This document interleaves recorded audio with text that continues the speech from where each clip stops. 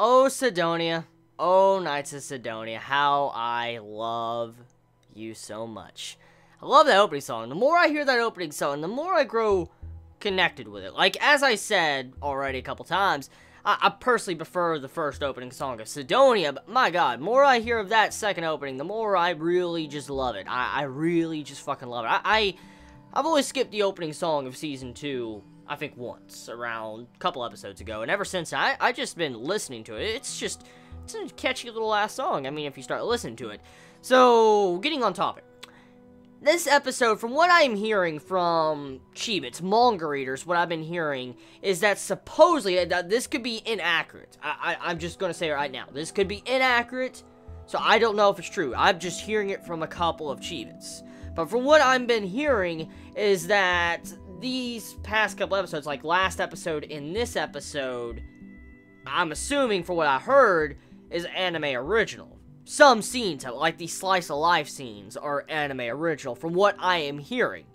I don't know if this is official or not, I'm just mentioning it because, you know, I read the comments and I see what you Chibits have to say. So, if that is true, is these scenes that are anime original, are they affecting the plot, or are the studio just trying to extend these episodes? Like, that's my question right now, because when I think of anime original, okay, when I think of anime original, I think of changing the plot, or, you know, going completely off track from the original source and going down a different road.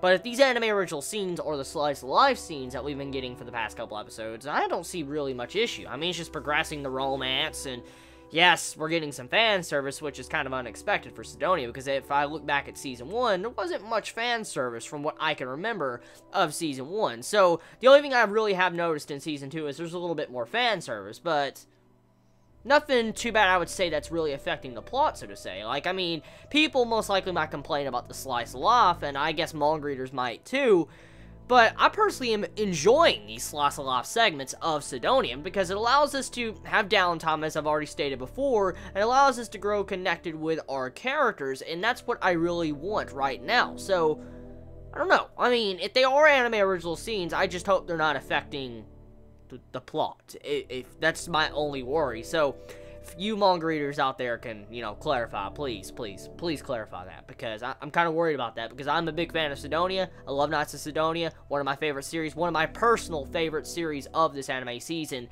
besides anything I'm watching, and so I'm just worried, because I fucking love Sidonia. I've said that so many times. It's one of my personal favorites. So, talking about the episode now, like, let's get on topic to the episode. The episode, it's got half action, like, the first half is action, kind of settling the Higgs particle cannon segment of last episode in, like, the first quarter or half of this episode, and then the rest of the episode's kind of slow down downtime of slice of life. That's kind of what it is, along with some setup for next week's episode. Like, the ending portions of the episode of this week's episode of Sidonia was kind of setting up for next week, like some form of grand battle, because if you look at the preview, oh shit, like, you see shit going down, like, my god, I can't wait to see that.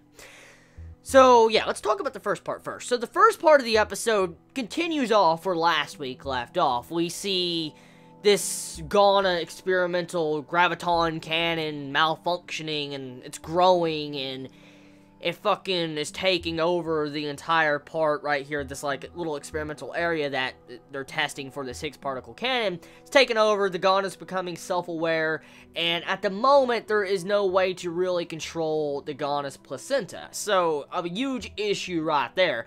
But from what we find out is the captain still wants them to study how to make this type of weapon, which I can't disagree with that. Like, let's face the facts, okay? Sidonia is a giant-ass ship floating in space. They're running away from the Ghana. They really don't have a home planet to call home at the moment. And so, if you're going into Ghana territory, if you have the risk of dying, for instance, you need weapons. You need, you know, weapons. And I personally feel like the gain outweighs the risk. For instance, I know there was deaths in this episode thanks to the actions of what this experiment caused, but you need sacrifices, to be honest, to be able to achieve great things. Kreditsugu logic. Kreditsugu logic. I mean, sacrifice the many, or sacrifice the few for the many. So, yeah, that's just my point right there. I mean, the entire experiment, I feel like it should continue. I really do. It's definitely going to help out the long term of Sidonia to survive in space, and to maybe one day get a planet, so I don't feel like that should stop. But the big question we should wonder right now is how do you control the placenta? I guess you gotta turn it into a chimera. I'm assuming that's what I would do. I mean, I'm not, you know, the best scientist when it comes to Ghana, so I'm not gonna pretend I know, but couldn't you just, you know, make a chimera? Turn a chimera and then make a Higgs particle cannon chimera? I mean, couldn't you do that? If I'm wrong, let me know. Let me know. Correct me. But couldn't you do that? Wouldn't that be a lot easier instead of trying to do something like what they're doing in this episode? Anyways, things I want to talk about.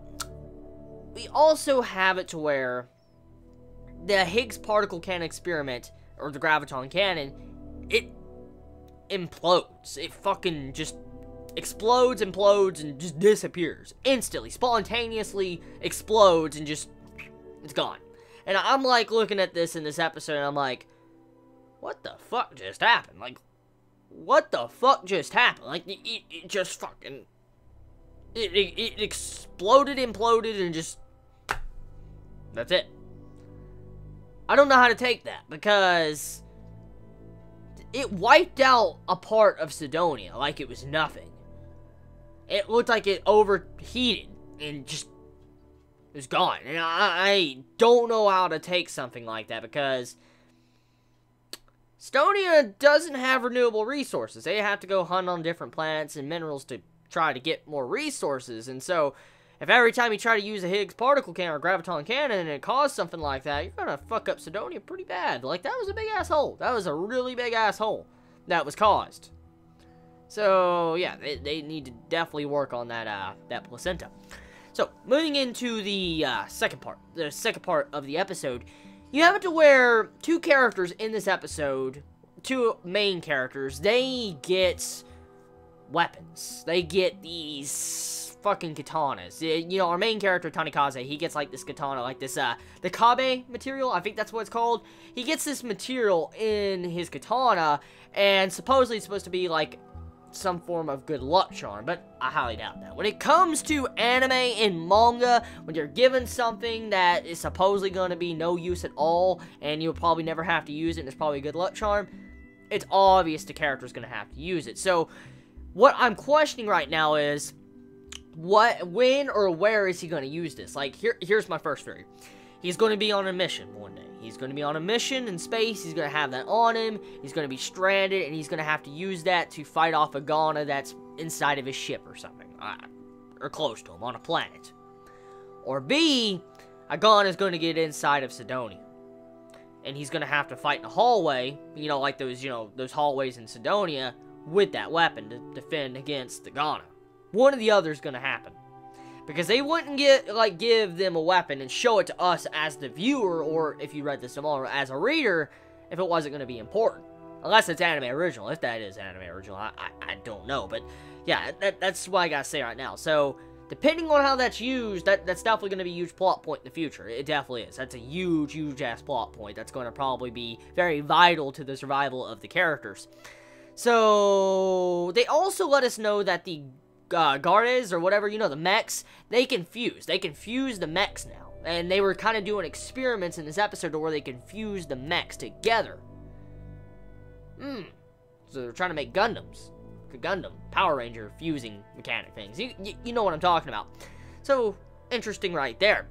Moving into the last part of the episode, we have Slice of Life. And this, I'm assuming, is the anime original when it comes to the episode. But I liked it. I really liked those Slice of Life scenes. Like the drinking scene, to the bath scene, to just the funny moments to where how our main female character is getting embarrassed and is chosen to be female. And you see her opie size. Just like shit. I'm liking this Slice of Life. I really am.